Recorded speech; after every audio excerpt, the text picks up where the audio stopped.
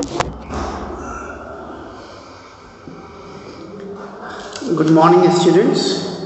Yesterday I started this poem, To Autumn by John Keats, and I could do the first stanza. As I told you even earlier, there are three stanzas in the poem. The first stanza I could do yesterday, which is called A Symphony of Colors.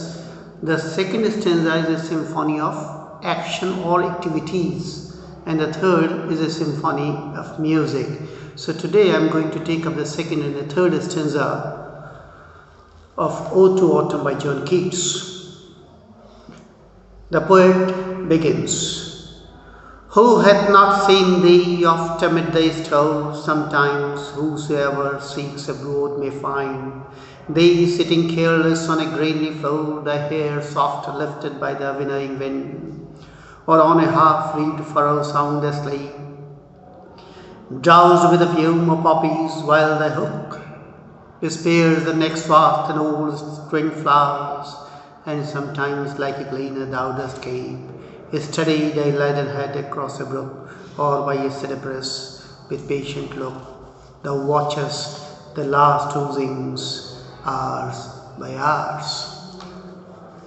Now, in this second stanza, the poet describes various activities which are being conducted by human beings during the autumn season. It is, as he has already told in the first stanza, it is a season of mellow fruitfulness, and everything has come to a rest.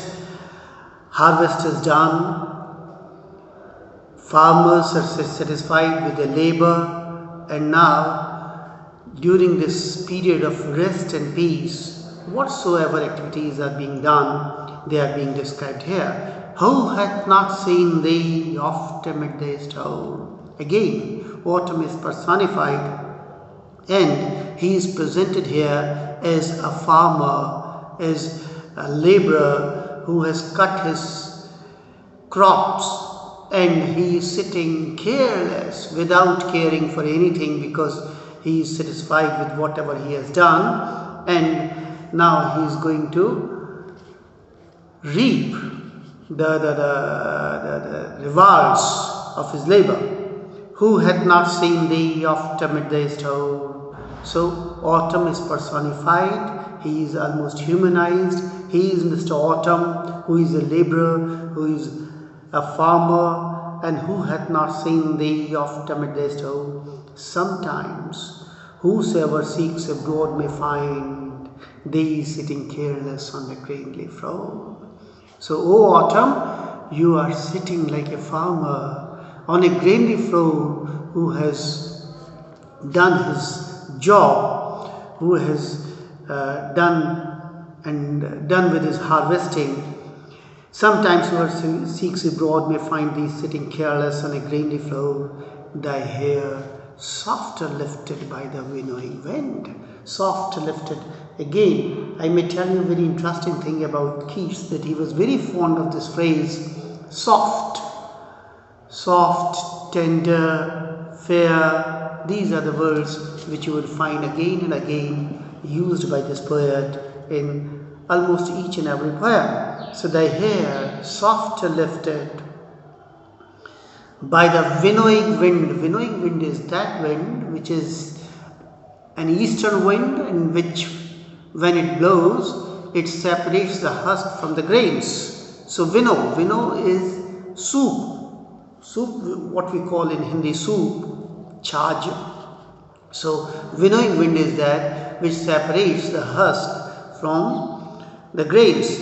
So the hair softer lifted by the winnowing wind. O autumn, your hair, you are sitting careless on a grainy floor, and then the wind blows and your hair, they start shaking and quivering in that winnowing wind, or on half-reaped furrow sound asleep. Now another image, another scene which is being described here is that of a reaper Or on a half-reaped furrow, sound a sleigh, drowsed with a fume of poppies. Some farmer who is engaged in farming poppies, who has got farms of poppies, opium. Poppies is the flower of opium. So he is cutting opium plants, and all of a sudden, because of the fumes of that opium, he gets drowsed. He gets dizzy and drowsed, and he falls asleep on a half-reaped furrow. Furrow is kyari, the line on which plants are sown. Or on a half-reaped furrow, sound a sleigh, drowsed with the fume of poppies, while thy hook spears the next swath and all its strange flowers. Your hook, your hasiya, with which you are cutting those plants, that hook spears the next swath in your hand, the plants which you catch hold of by your one hand, and the other hand cuts it with a hook. Or thy hand soft lifted by thy wind, or on a half-reaped furrow, sound as like doused with the fume of poppies, while thy hook spears the next swath and all strange flowers, and sometimes like a gleaner thou dost gain. O autumn, you come before us in the form of a gleaner, one who gleans the cotton flowers, who reaps and gleans the cotton flowers. So you are a gleaner and spares the nuts, and sometimes like a gleaner thou dost gain. And when you have already gleaned the cotton flowers, then you make a gatta, then you make a bundle of them, and you take it on your head and you cross over a brook.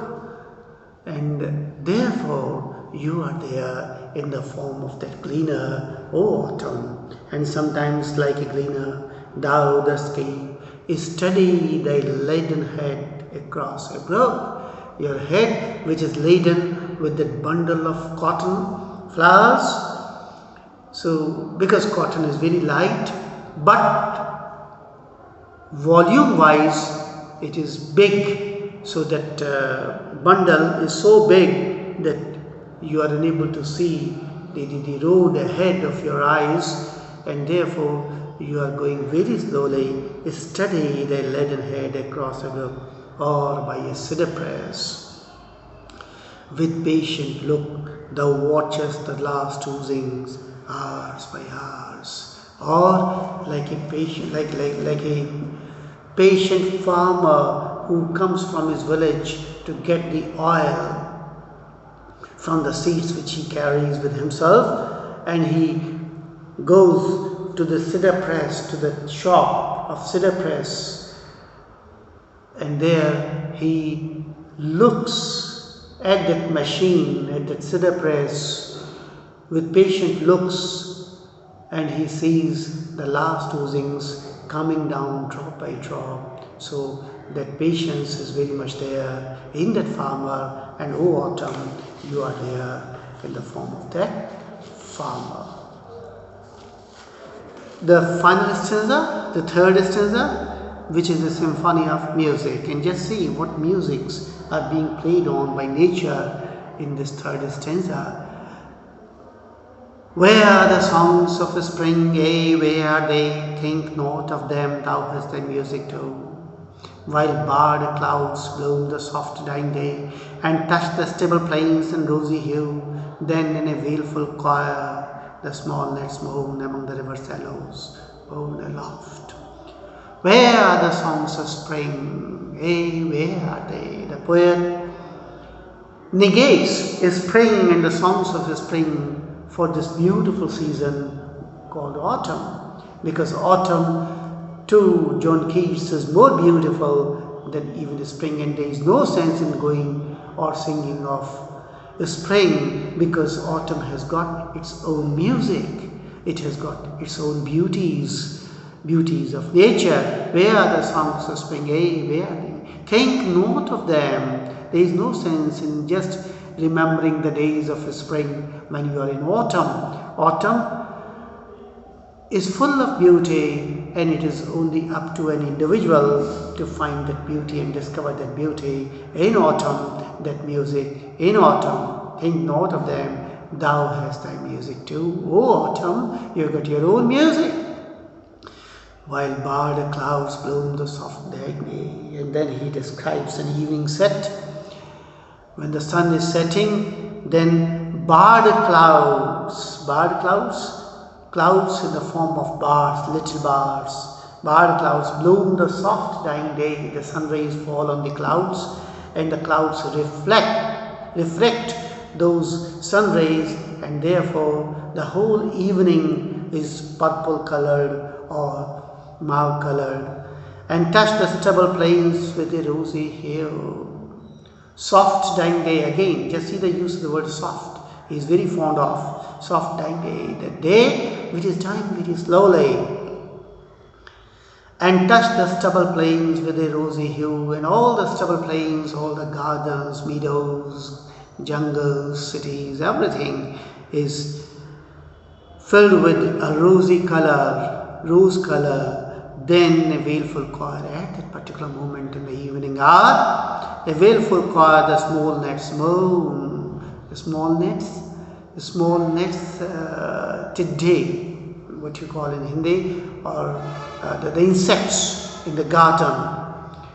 Nets moan among the river shallows, they moan, they create a buzzing sound in the river holes. Moan and laugh as a sinking as a light wind lives or dies.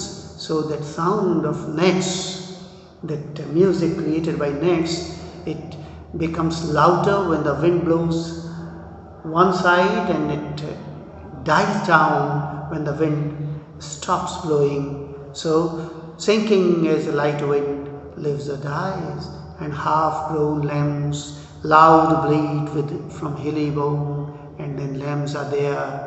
They are climbing some hilltop, and there they are creating a sound by thumping of their hooves. And full-grown lambs loud bleat from the hilly bone. Hedge crickets sing, and then there are hedge crickets. Crickets, again the insects from the gardens. Hedge crickets sing, and now with the treble soft, again soft is there, with treble soft. Treble is a term related to music with soft treble. The redbreast whistles from a garden croft. Some bird called a redbreast